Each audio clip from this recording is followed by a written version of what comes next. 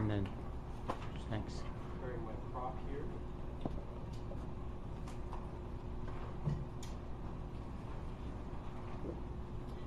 Fellow Toastmasters and welcome guests.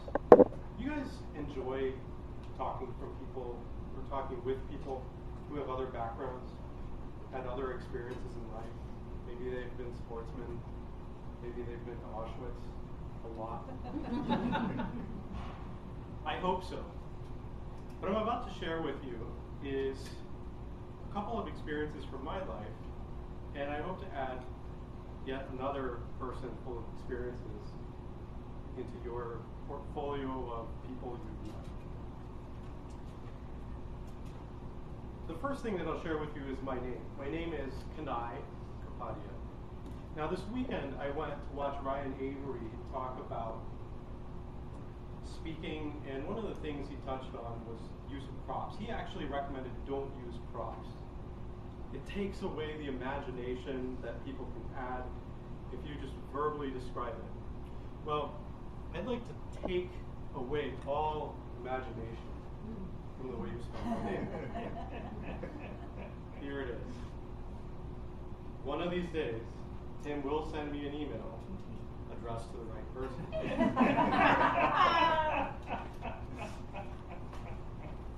So my name is Kanhai. It's actually where it comes from is a bit of a play on words.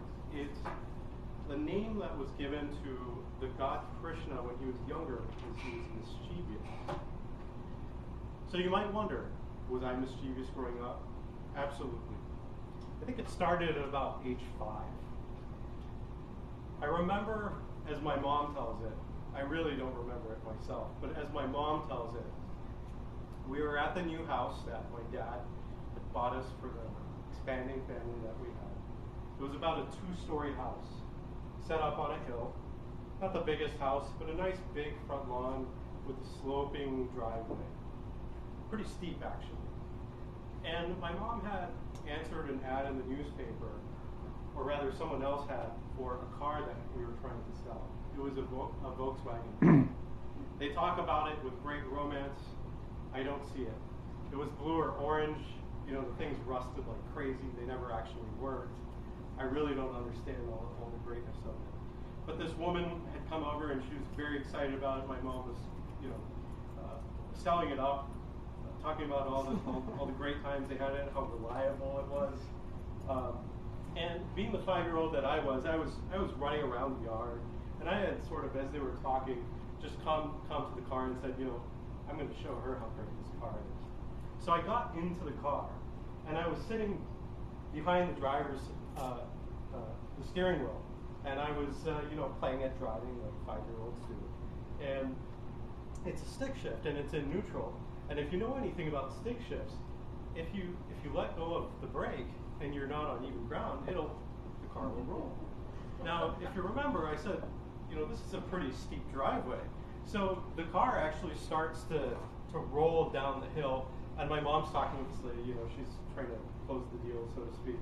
And she just sort of notices out of the corner of her eye, the car is leaving before she's even sold it. And so she looks over and she panics and she runs after me and tries to get behind the steering wheel and guide it to a safe spot and all those sorts of things. And of course, I'm laughing. I think this is the funniest thing ever. I didn't think the consequences were quite as funny when my dad got home. He was very upset. But that's when the mischief really started. So I earned my name, and it kind of continued on. It actually, I think, continued on for quite a few years, maybe a few too many as far as my parents were concerned.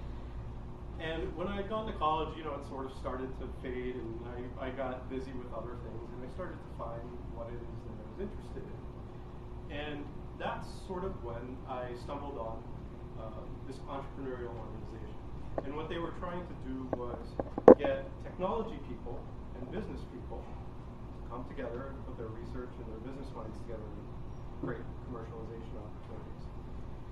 And I had joined this organization, and I was very much into it, and a friend of mine, his name was Kater, not to be confused with Kanhai.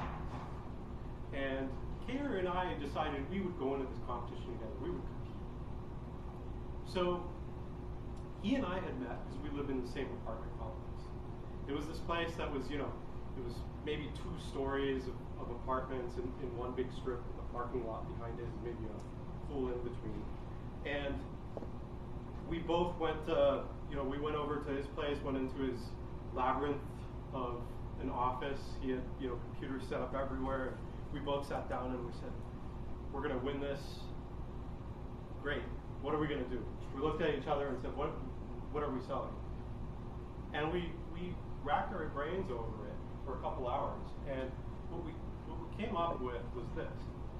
He said, Kanhai, I always wanted to start a restaurant business, something in the restaurant industry with my dad. And I never got a chance to do it.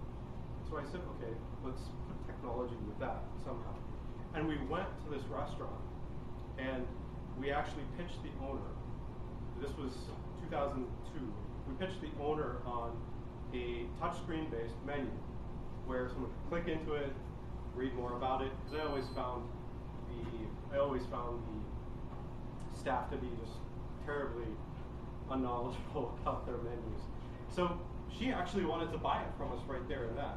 So for us, that was an eye-opener. We said, no, you don't understand. We're like students, and we don't actually have this. And she said, oh, okay, when are you going to have it finished? And we said, I don't think we're not actually going to do this. Look, we are trying to confirm that you would want to buy it. And I think we just did that.